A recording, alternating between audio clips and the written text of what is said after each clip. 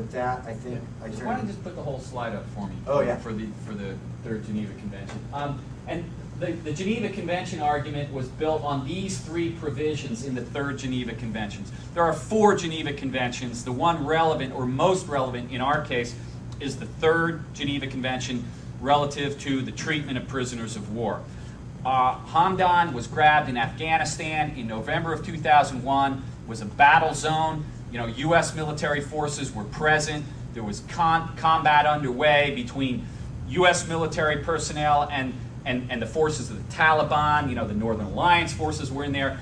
Hamdan's grabbed, and in that context, our argument to the courts at each level was, under Article 5 of the Third Geneva Convention, a person who is detained in that context, who claims the protections of the Geneva Convention, must be afforded presumptive POW status. What Article 5 says is, you know, should any doubt arise concerning whether or not a detainee is entitled to POW status, those protections shall be afforded to him until a competent tribunal shall make a status determination.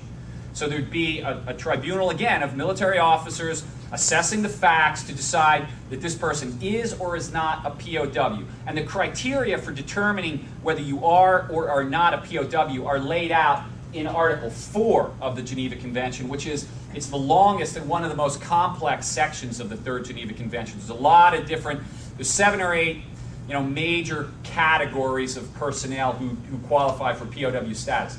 But in our case, we didn't need to get into that really, because it was not disputed that there had been no Article 5 tribunal. There had been no status determination. Therefore, our argument was, and it was an argument accepted by the trial court level, Article 5 confers on him presumptive POW status. And if he's got presumptive POW status, then one of the protections afforded to a POW is laid out in Article 102, which says that if you're going to try a guy on war crimes, he must be tried in the same courts according to the same procedure as a member of the detaining powers military.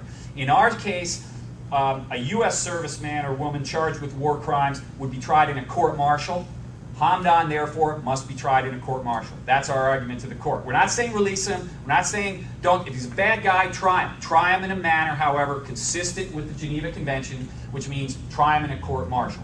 It's a system set up by the UCMJ. It's been in place since 1950. It's tried, true, tested. It's highly credible, and it's staffed by people like Lieutenant Commander Charles Swift, who are people of competence and integrity.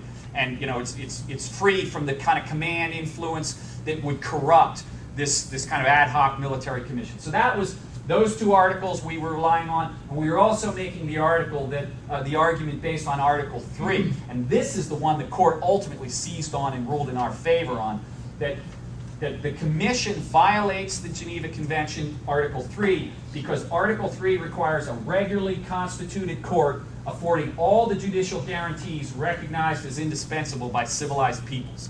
You know, what does that mean? I mean, you know, it's hard to know what that means.